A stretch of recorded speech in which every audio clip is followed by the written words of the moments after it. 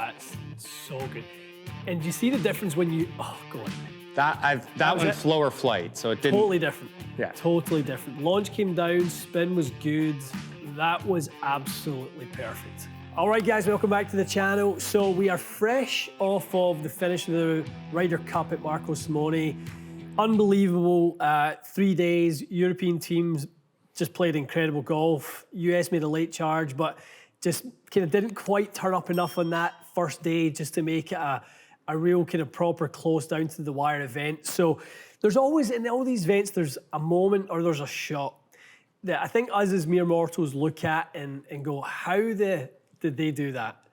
And the one shot that stood out for me, Mac, was the 17th green on Saturday afternoon in the, I guess it was the 4-ball match. Rory McIlroy was playing with Matt Fitzpatrick. They were down in their match, and he found himself at the side of the green with very little shot. And he played this little nippy spinner that was just outrageous. It looked like it was going to go racing past, and then it just skip, and then just threw the brakes on. Yeah, I think when I was watching it live, and I remember, I think what showed me that it was a good shot was all the guys in the crowd, the players sitting there watching it, looking at each other in disbelief that what did you see? Like all these world-class players. Being like that, you knew it was pretty special. So.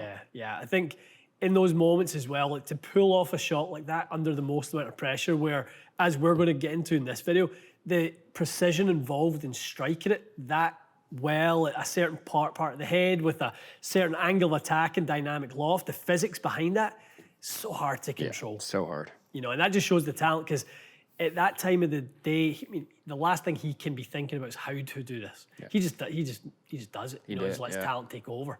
So we've got ourselves positioned in a really tough spot. We're over at by the 18th green at Wentworth at the BMW. Grandstands are all around as they were at the Ryder Cup. And this is not a shot that you can just hit a basic pitch and run, right? No. The jeopardy in the game is, at that point in the game, Rory and Fitzpatrick, they needed to get back into the game, and you know they were down at the time, or they were trying to, I think they're trying to actually defend a ball square. I think that's where they were. So let's hit this shot as like a basic pitch shot, Mac, and let's see where that would go. Sure.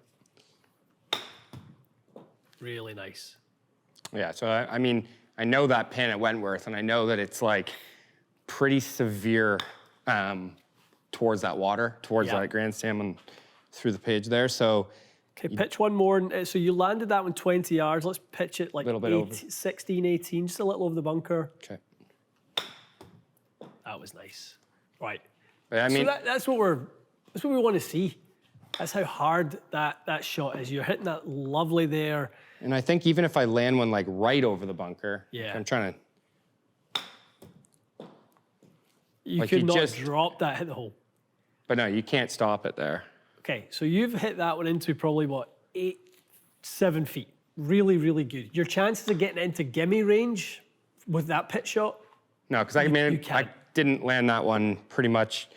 I couldn't have landed any better, I don't think, in terms of where I could have landed to take that slope down to the pin. Exactly. Obviously, you've got your option, which is to hit a bit of a flop shot. Mm-hmm.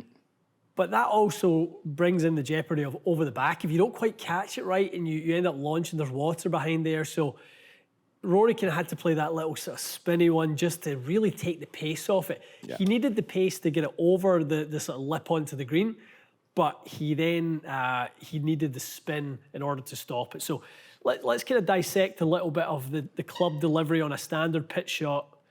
Pretty steep. You're delivering 48 degrees aloft, and you've got a pretty centered strike. Your efficiency or smash factor 0.96. We want to slightly deaden that so that we can hit the ball harder and get less ball speed. Right.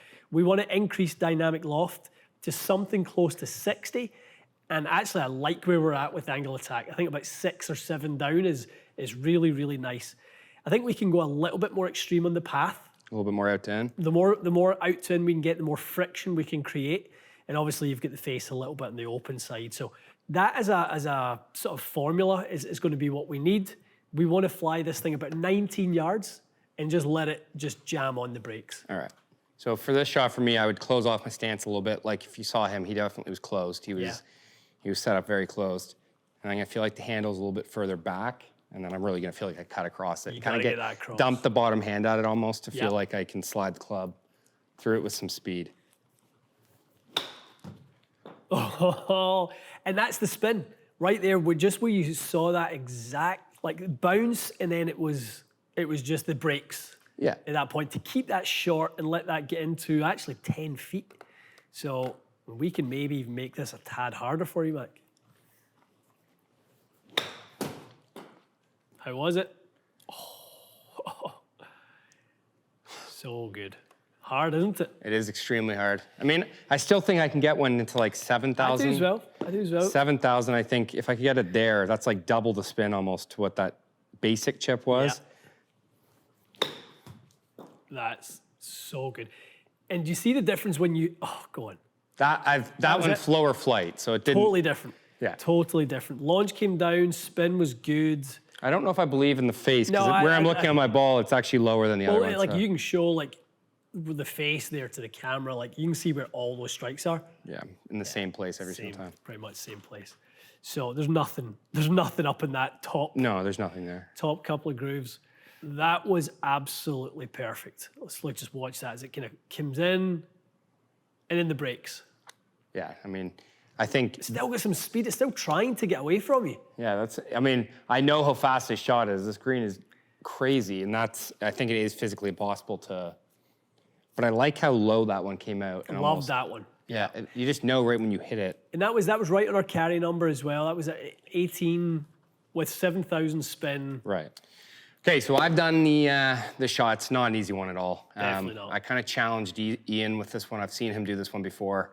You've got the ability to hit a little bit of a spinner around the green. I've seen it. I like the little spinny one around the green, the little Reflusky spinner. I was gonna say, you definitely practice it a little bit more than I do. When you first asked me if we could do this, I was like, I'm more of like a dead hands, kind of let the contours of green kind of pull my ball to where it's to go. So we're gonna do a little closest to the pin. Okay. 5-shot challenge here. So we're each gonna get 5 shots at this, but the challenge is it has to be over 6,500 RPM of spin to count.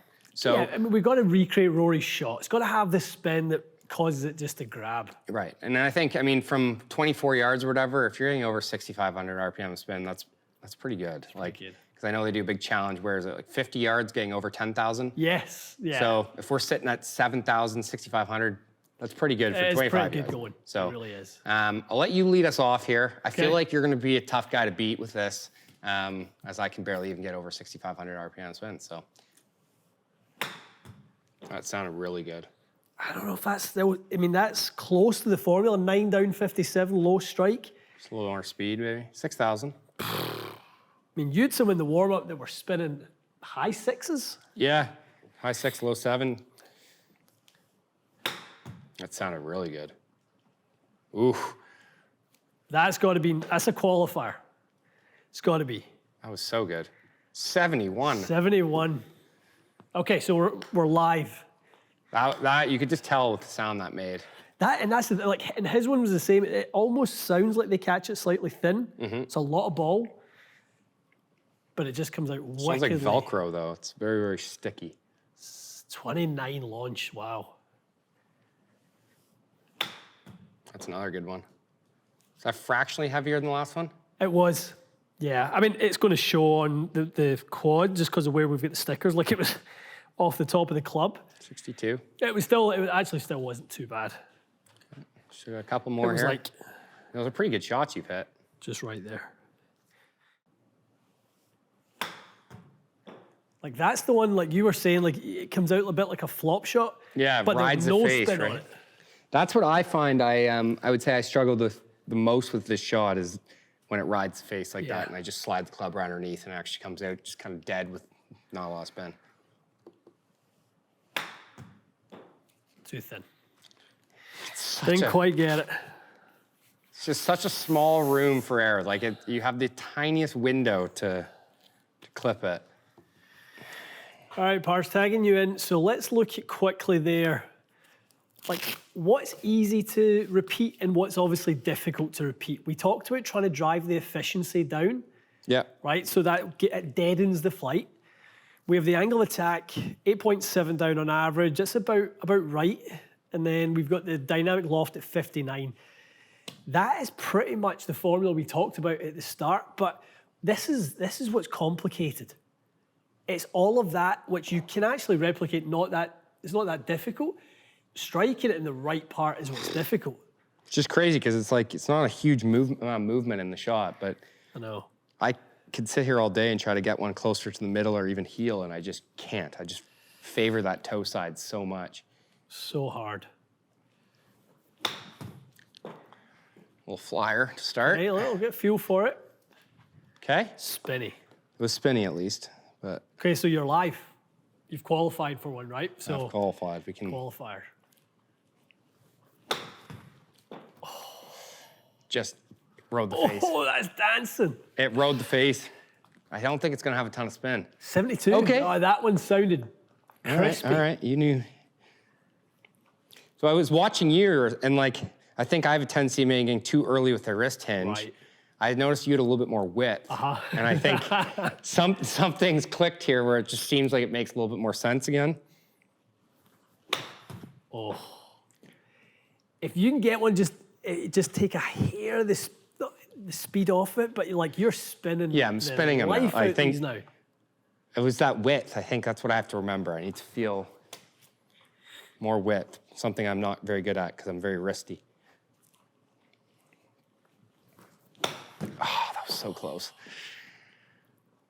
That's so much spin on it. Every one of these is over, yeah, it's like everyone's over 65. Okay. This is the shot right here. That rode the face. Oh. Toe eat and rode the face. It's hard. It's hard, man. It's a hard challenge. I mean, again, it just makes him under that pressure just that much more impressive that he could do that under those circumstances and have that many people that impressed by it. It's pretty impressive. Literally, it's all I saw on social media the rest of that night were replays of that shot. I mean, like, you've got the spinner down. You've absolutely got that. Launch was good. You just had a little bit too much speed. It was hard for you to get a little feel for like that amount of spin, but soft. Yeah, I think that's my hard part is like I do have a tendency to overswing. It's like a flop shot. I want to rip at it. Right. I'm not very good at just kind of like dead speeding it, which I can tell you're like, it'd be interesting to see what yours looks like compared to mine in terms of the video because yours is just so smooth and mine just looks like I'm erratic, bashing it as hard as I can. So it's not great. So if you look at where you and I were both the same in angle of attack, you were a little bit more across it, which I liked. I think that's why your spin was higher because you were getting more friction from coming across it. I was a little bit more dynamic loft, but bigger difference was I was doing it a bit softer, and you were obviously going for had a glory. bit more speed. Going for all or nothing. All or nothing. Okay, guys. I mean, we marvel over these shots that these players play. There's a reason they are the best players in the world. You know, we all talk about Rory's driving and how he's probably the best driver ever to play the game. But when he's got these shots around the green, I don't think you can forget how amazing he is with his short game as well. So pretty cool to dive into the how and the sort of how he was able to achieve that. A little bit harder to sort of demonstrate it than it is to explain it. It would be cool to go to that exact spot, below the green's running quick, and try to recreate that. Because I feel like if we sat there and had that shot on nice grass that they're sitting on, for sure, it would be cool to see if we could even come close. Because I personally think it would be a 1 in 2,000 shot to do what he did. I know. So it makes it that much more impressive. It really, really does.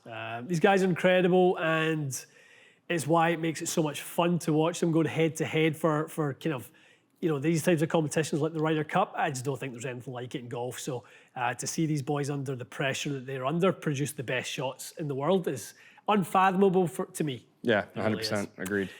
Okay, guys, I hope you enjoyed this. We will definitely be doing more of this sort of explanation of how the best players in the world hit the best shots and using our amateurish skills to certainly try our best to demonstrate it. But, you know, there's nothing like when you see them do it in person. So stay tuned for that. We'll see you again soon.